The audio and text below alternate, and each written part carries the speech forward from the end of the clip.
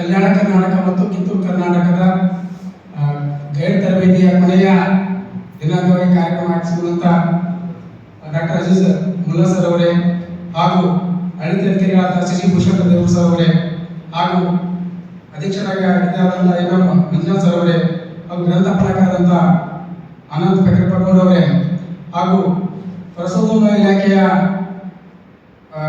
ಇಲಾಖೆಯ ಸಿಬ್ಬಂದಿಯಾದಂತಹ ಪವನ್ ಜೋಶಿ ಸರ್ ಅವರೇ ಒಂದು ತಿಂಗಳ ಕಾಲ